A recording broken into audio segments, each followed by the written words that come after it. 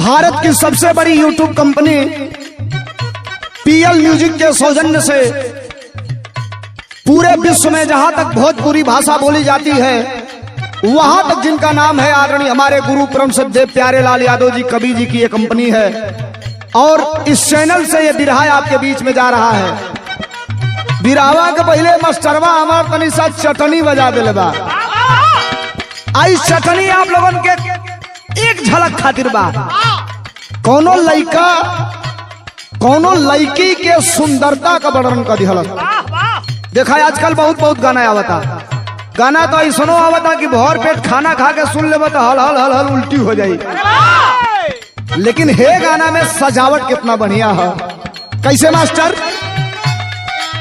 सज धज के मेकअप करके सज धज के मेकअप करके सुनर लागेलू। बना के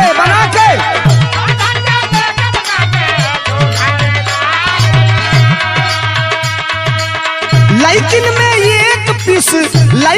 एक पीस सुपर लागे। हीला करा है।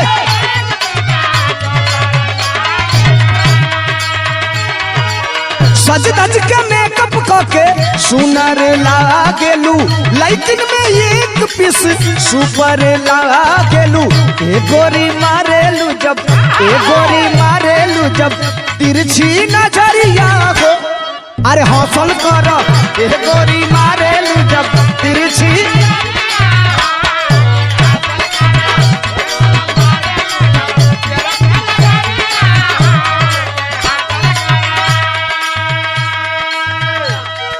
क्या खूबसूरती है लिखने वाले की। अंग अंग पर एक एक बिंदु पर लिखा गया ये गीत। सुनिया लोग भोजपुरी भैया लोग का। उड़े जैसे तितली उड़ेलू, उड़े जैसे तितली उड़ेलू नीक लागे। नीक लागे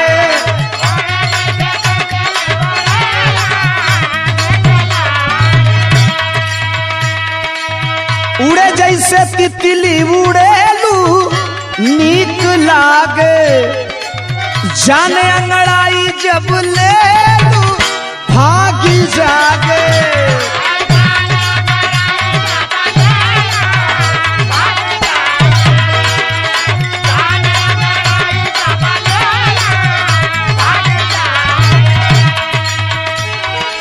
सूरज के लाली ऐसे कनवा के बाली जैसे।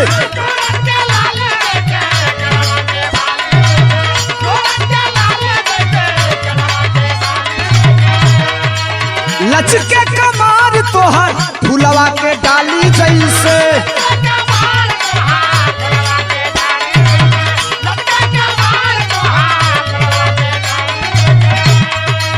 सूरज के लाली ऐसे फुलवा के बाली जैसे। लचके कमार तोहर फुलवा के डाली जैसे। लाहे लागे उठे ओ लाहे लागे उठे दिल के भीतरिया। अरे टसल कर ए लाहे लाहे उठे दिल के भीतरिया। अरे टसल कर।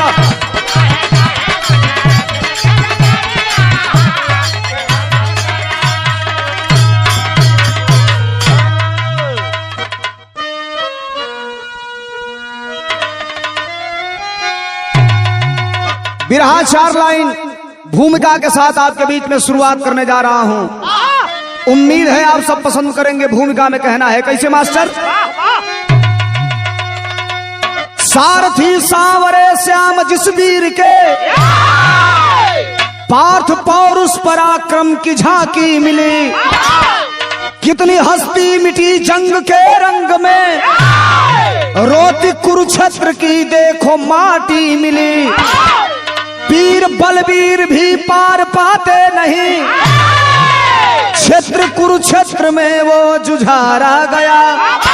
अरे हंस रहा था कटाशीस आकाश में जंग की राह में वीर मारा गया।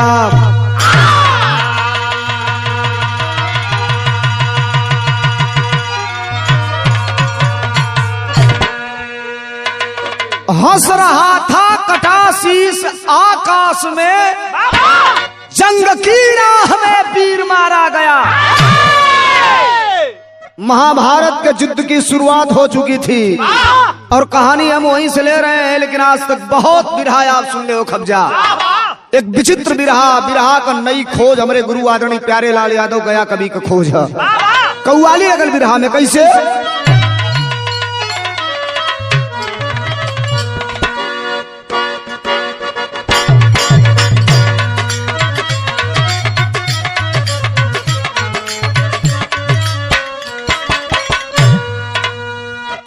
के कुदरत ने सनम तुमको, कुदरत ने सनम तुमको क्या शौक अदा दी है, कुदरत ने सनम तुमको क्या शौक अदा दी है।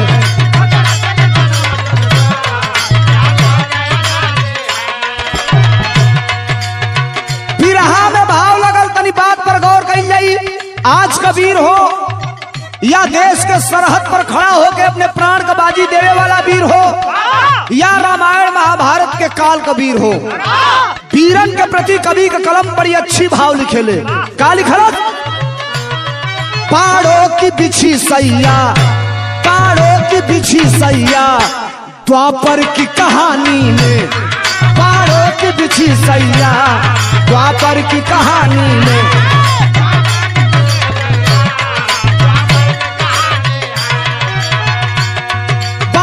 की बिछी सैया द्वापर की कहानी में।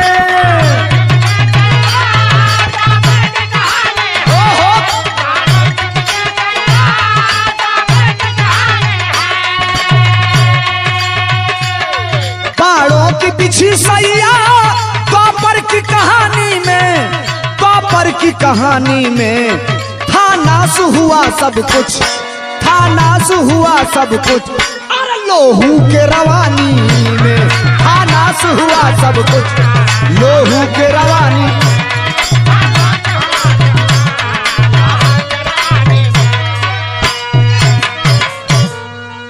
महाभारत के युद्ध की शुरुआत हो चुकी थी और महाभारत की लड़ाई 2 दिन बीत चुकी थी। कहानी वहीं से शुरू करता हूं, शेर का लाइन लगल शुरुआत बा कैसे।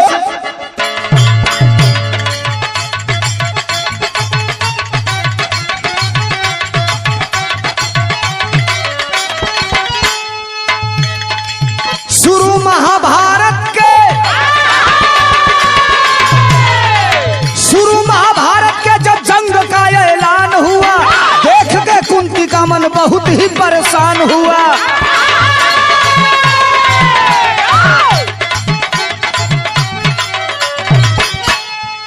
लड़ाई दोनों दल का, लड़ाई दोनों दल का जो नहीं रोकल जाई, लड़ाई दोनों दल का जो नहीं रोकल जाई, मौत के आग में बचवन के अब झोंकल जाई।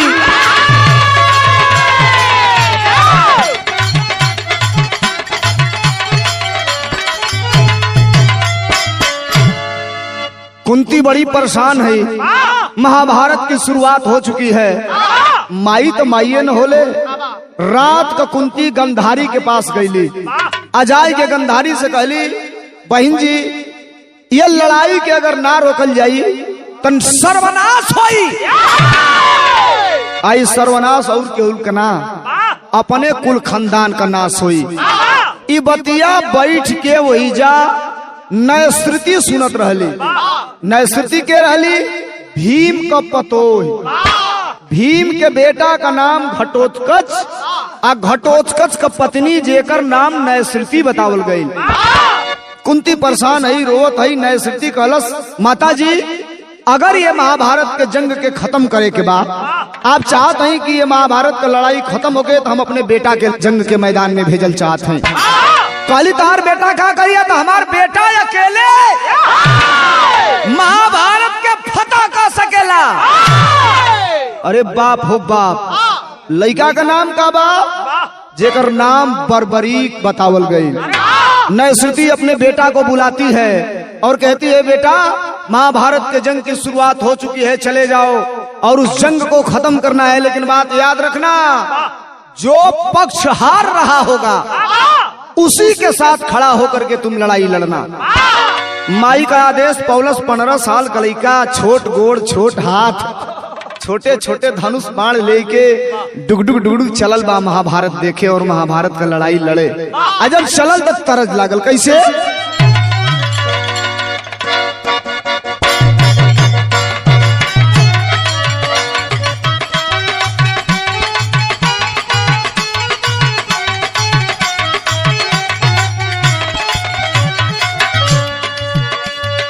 माता बहिने तरज के गावेला लोग।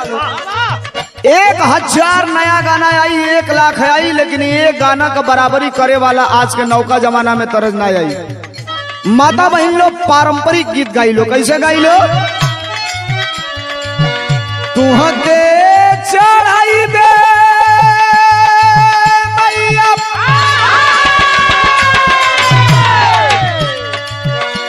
अरे नारियल चुनरिया हो मयरिया हमारी ना, ए हो मयरिया हमारी ना, तो फेरा भगतन पर नजरिया हो मयरिया हमारी ना।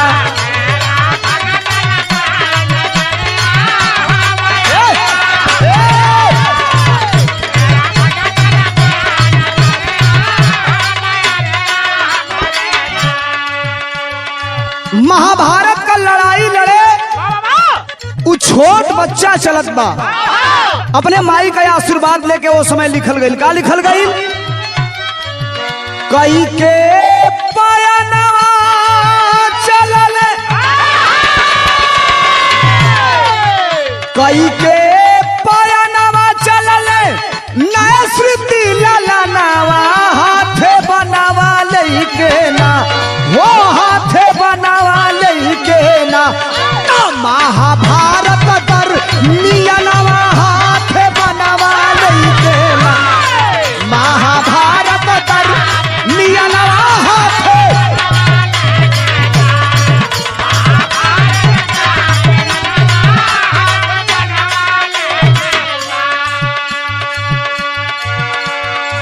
छोट बच्चा अबोध बेटवा, सवेर का टाइम, छोटी छोटी गोड़ हाथ, छोटही का धनुष बाण लेके चलत बा। सवेर का टाइम भगवान कन्हैया ध्यान कैले हम। आज जब ध्यान कैले तो देखला कि पूरा महाभारत के खत्म करे वाला एगो वीर चलता। अरे बाप रे बाप, माथा ठनक गई। कैसे? अंतर्यामी श्याम जानी कैला कुल करनवा, हाथे बनावा लेके ना, वो हाथे बनावा लेके ना, तबले आ गईले समानवा, हाथे बनावा लेके ना, तबले आ गईले।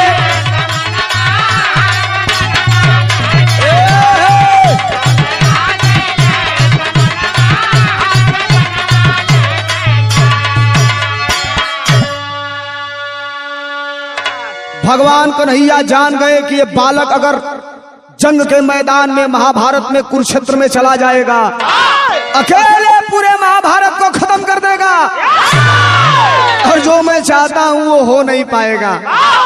प्रकट हो गईलन, आगे आके रास्ता रोक दिहलन।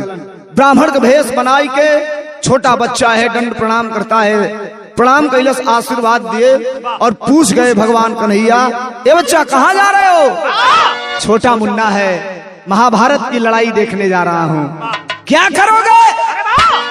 हमारी माँ ने कहा है कि उस लड़ाई के मैदान में जो हारेगा उसके साथ खड़ा होकर के उसके तरफ से युद्ध लड़ने का काम करूंगा।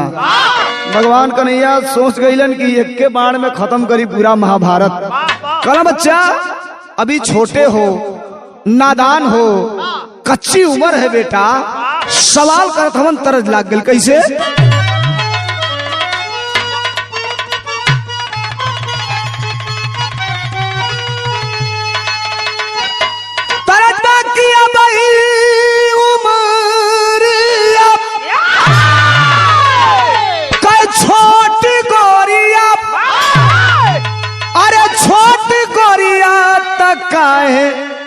रंगले बाड़ लाल लाल ओठ गोरिया, इ बिरहा के 4 पुस्त पहले से गवाती हो या जबले धरती रही तबले गवाई। भगवान कन्हैया वाला इकवा से सवाल कैलन, का कैलन? कालन किया भाई उमरिया, अरे नादान बचावा, अरे नादान बचावा तो कैसे रोकबा समारिया में पान बचावा।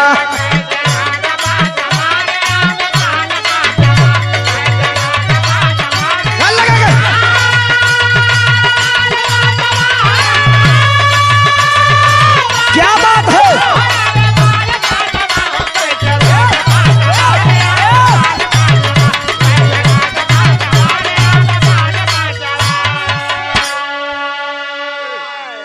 अबोध बालक हो, कच्ची उम्र है, बड़े से बड़े वीर बलशाली वहां है। चलो से महाराज, ए पंडित जी, छोट जान के गलती मत करिए, देखन में छोटन लगे घाव करे गंभीर। एक के बाण से पूरा महाभारत खत्म करब। तब कन्हैया सवाल कैलन, का कैलन? कहलन कि बलि महाबली बाले रनवा में बेटा, अरे पिपरा का पतइये के बनवा से छेदा।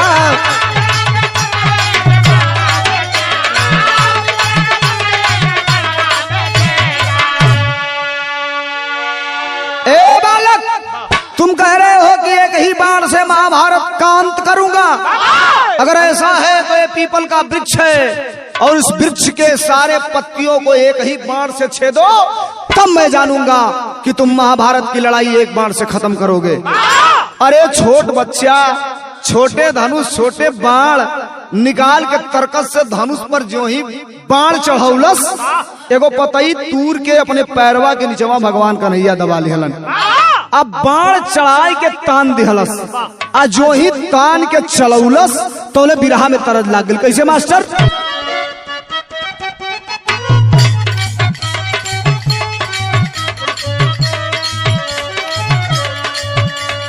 अच्छा दिखाई हो मार्केट का लेटेस्ट गीत बा। कौनो भौजाई अपना ननद से कहले रहल, का कहले रहल? अरे अरे ननदो, अरे अरे ननदो बतावा दिल के हाल।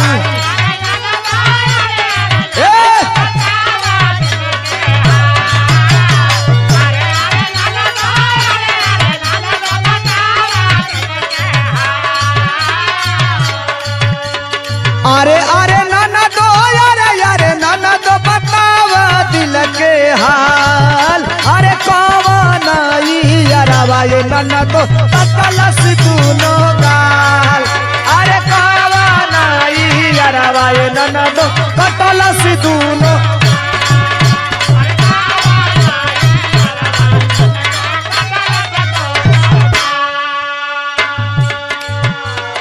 धनुष पर बाण चढ़ाई के और वह छोटा मुन्ना बर्बरीक निशाना लगाता है पीपर के पत्ता का। कैसे?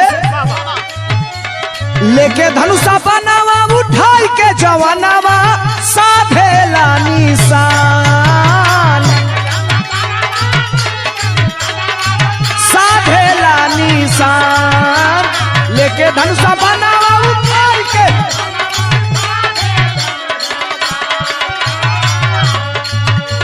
अरे लेके धनुषा बनावा उठाई के जवानावा साधेला निशान। अरे पीपरा का पतावा छेदइले सोचे भगवान। अरे पीपरा का पतावा।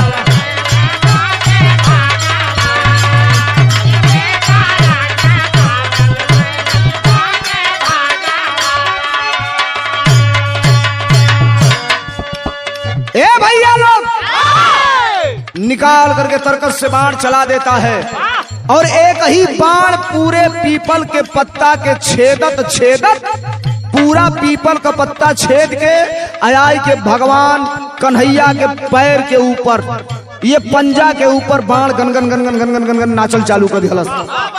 बर्बरीक सवाल कर दिया, महाराज पैर हटाइए पंडित जी। पैर हटाइए, नहीं तो आपके पैर को छेदते हुए पैर के नीचे एक पीपर का पत्ता है, ये बाण उसको छेदने जा रहा है। सलाम के गोड़ हटौलन कहलन, अरे बाप रे बाप, इतना बड़हन बलशाली बाई कैसे? उनके पंजा पाया के बनावा तवले नाचे लागल बा, तवले नाचे लागल बा।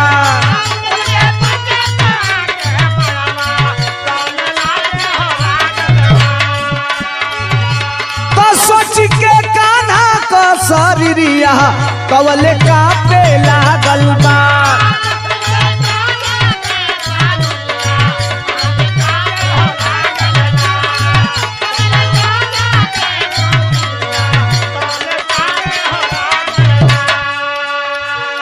ए साहब, बिरहा सुनने वाले प्रेमियों जरा गौर करना, जो ही तलवे के नीचे जो पीपल का पत्ता रखे हैं बाण छेदने जा रहा है, तब तक वो बर्बरीक बोला पैर हटाए और सोच लिए भगवान कन्हैया कि अगर इसको यहीं नहीं रोका गया, अगर ये जंग के मैदान में पहुंच जाएगा, प्रलय हो जाएगा, इतैबा की कौरव हरिहासा। आज जब कौरव हारी तो लड़का कौरवन की तरफ से खड़ा होके लड़ी, आज जब लड़ी तब पांडवन का सर्वनाश हो जाए। भगवान कन्हैया कहे कि बेटा तू बहुत बड़ा बलशाली हो, इसमें कहीं कोई शंका नहीं है, तेरे धनुष बाण के विद्या को मैं सलाम करता हूँ, लेकिन एक ब्राह्मण हूँ, आशीर्वाद देता हूँ, तुम जा रहे हो विजयी भव यशस्वी भव, लेकिन ब्राह्मण हूँ, मैं तुमसे कुछ दक्षिणा मांगना चाहता हूँ। छोट बच्चा बा, समझ न पाया भगवान कन्हैया को। कलश मांग लीजिए महाराज। कलन की वचन दो कि जो मैं मांगूंगा उसको दोगे कि नहीं दोगे। हाँ, इतनी बात को जो ही भगवान कन्हैया कहे बिरहा में टेरी लग गई। कैसे मास्टर?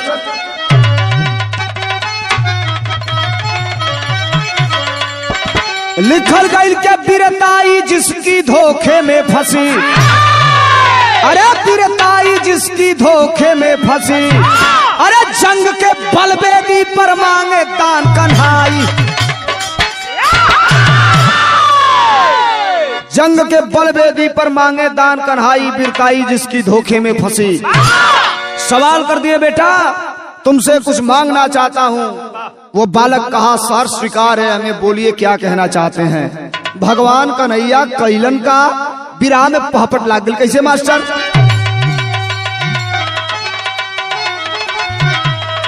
अरे वचन बंधा के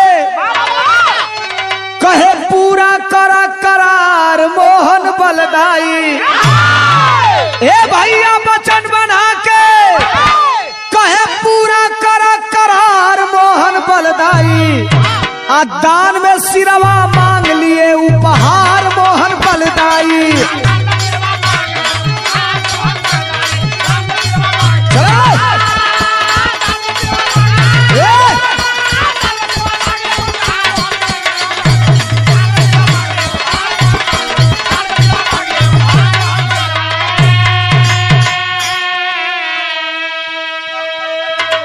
कहे अगर देना चाहते हो तो तुम्हारा शीश मैं चाहता हूं अपना गर्दन काट करके मुझे दे दो। अरे बाप रे बाप, छोटा बच्चा है, कांप गई शरीर, लेकिन धीरज रखा और धीरज रख के कहा साहब मैं वचन दिया हूं और वचन जरूर पूरा करूंगा, लेकिन तुहार पहरावा ओढ़ावा जौन बा, तार शरीर तार वस्त्र जैसन बा, इ ब्राह्मण का बा। आप ब्राह्मण का कहलस? कहलस के ब्राह्मण हो के शीश का करब, अरे लाल कहे गुसियाई हो, आ जल्दी आपन भेद बतावा, ना तो देवे शीश उड़ाई हो। अरे असल रूप में अरे भाई ने तब तैयार मोहन बलदाई, देख कृष्ण को बालक करे, अरे विचार मोहन बलदाई। आ जाओ असली भेष में, नहीं तो एक बाण और चलेगा, जैसे पीपल का पत्ता छेदा गया वह बाण तेरे गर्दन को धड़ से अलग कर देगा। भगवान कन्हैया कहला कि आवो असली भेष मेरा तैयार हर जान ले ले। महाभारत तो बाद में हुई, पहले हमारे बद हो जाई। अहिला असली भेष में भगवान कन्हैया के जब वो बालक देखलस, जान गया ये भगवान कन्हैया है। हाथ जोड़ के नीचे गिरल, पैर पर मूड़ी पटक दिहलस। अब पटक के एगो बात कहलस बिरहा के आल्हा में, का कहलस?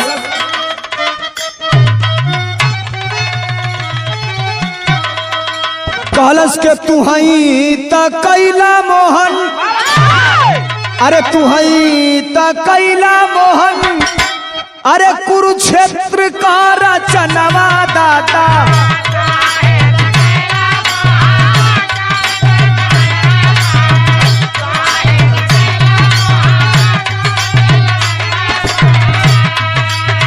पांडव दल का बनल बाला, पांडव दल का बनल बाला, सारथी जुझार।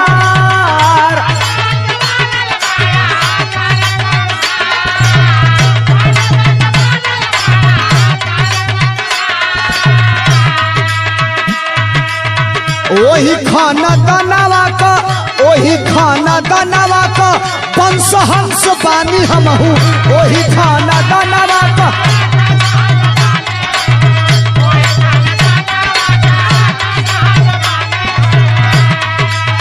काहे मांगी लिहाला तू सिरवा,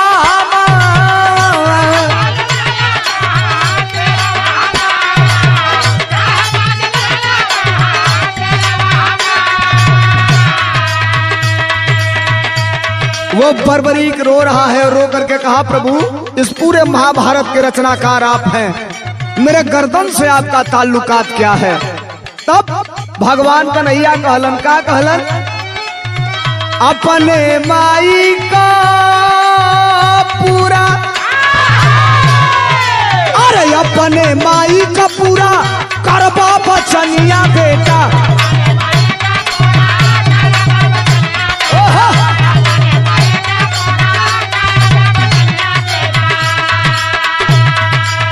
बाबूजी तो हार गए हैं, दादाजी तो हार गए हैं, रनवा में हार।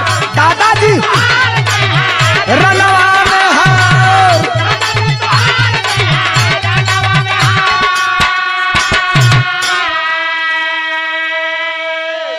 आए असल भेष में और कहे, देखो अगर तुम जानना चाहते हो कि हमने तेरा शीश क्यों मांगा, पहचान गए ही हो, भेद खुली गया है, तो याद कर लो। ये लड़का कहा कि चक्रव्यूह की लड़ाई से लेकर के आज तक ये महाभारत जो हो रहा है, ये सब आपकी ही तो देन है। कहे कि सुनो, शीश मांगने का एक ही मकसद था, एक ही मतलब था। अगर तुम अपने माँ के वचन को निभाओगे, कुरुक्षेत्र के मैदान में अगर तुम अपने माँ के वचनों पर खरा उतरोगे, तो याद रखना तेरे दादा इस जंग के मैदान में यह लड़ाई हार जाएंगे। और मैं ये नहीं चाहता, मैं तेरे खानदान को, तेरे दादा को, तेरे बाबा को यह युद्ध जिताना चाहता हूँ। बाहर बेटा बर्बरीक निकलस म्यान से तलवार, और अपने हाथे अपन गर्दन पकड़ के काट दिहलस। काट के दिहलस भाई मुड़िया जिंदाबा। बोलत बिया, कहलस के प्रभु माई का आशीर्वाद लेके महाभारत का लड़ाई देके चलल रहली, का हमारी इच्छा पूरा ना हुई? कहना बेटा जरूर तुम्हारी इच्छा पूरा हुई। भइल का आगे बिरहा के खड़ी में बताओ लोग कैसे?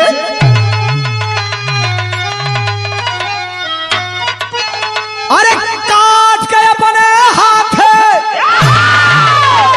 उठमाया सिरावा, आले के शीश मोहन सनिया बहावे निरावा।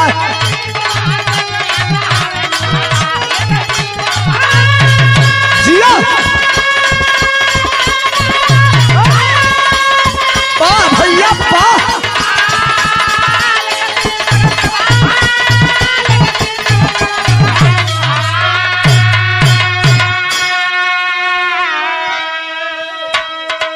इस लड़ाई को तुम देखोगे, ये मेरा वादा है, तुझे आशीर्वाद देता हूँ, वरदान देता हूँ।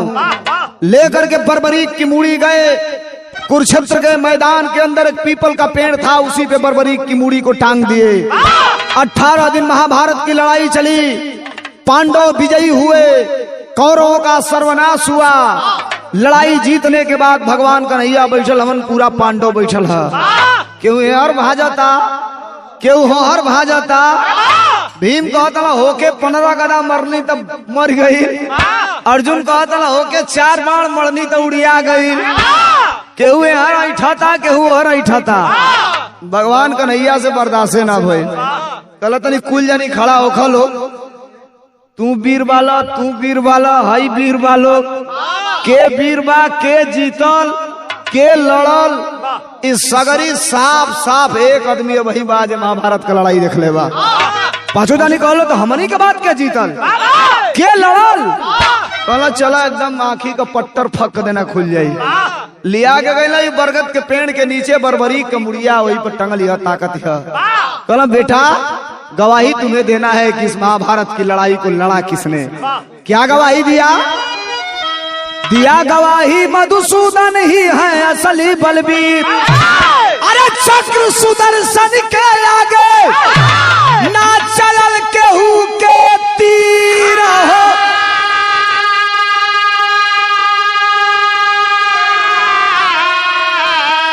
अरे खाटू श्याम जी के नाम से पूजाले बिरावा। ए साहब, महाभारत की लड़ाई में मेरी नजरें देख रही थी।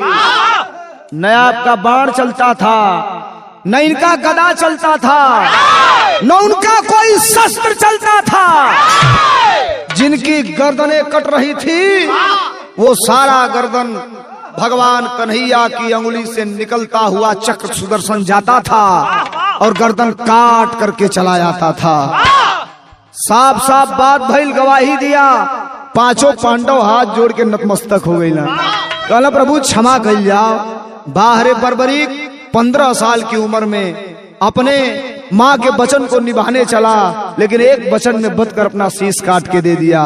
भगवान कन्हैया से कहलस कि अब तुम लोग जात हो, हमार का होई। बेटा जौले धरती रही तौले तोर पूजा हुई। राजस्थान के अंदर सालासर नाम का एक जगह बा, और वही सालासर नाम जगह पर खाटू श्याम के नाम से उहे बरबरी कमूड़ी आज भी पूजल जाले। पूरे दुनिया का लोग जाला और वहां लिखल बा हारे का सहारा, बाबा खाटू श्याम हमारा। पूरे दुनिया में खाटू श्याम के नाम से वो बरबरी प्रसिद्ध हो गईलन, अमर हो गईलन। अंतिम लाइन के बाद बा गुरु बिहारी गुरु रामलाल बीरों का सही घराना, स्वर्ग चंद्रिका प्यारे लाल से कौन ना लोहा माना। अरे बिरताई जिसकी धोखे में फंसी, अरे बिरताई जिसकी धोखे में फंसी। अरे सोलंकी गया कभी पर सारद मासा, बिरताई जिसकी धोखे में फंसी।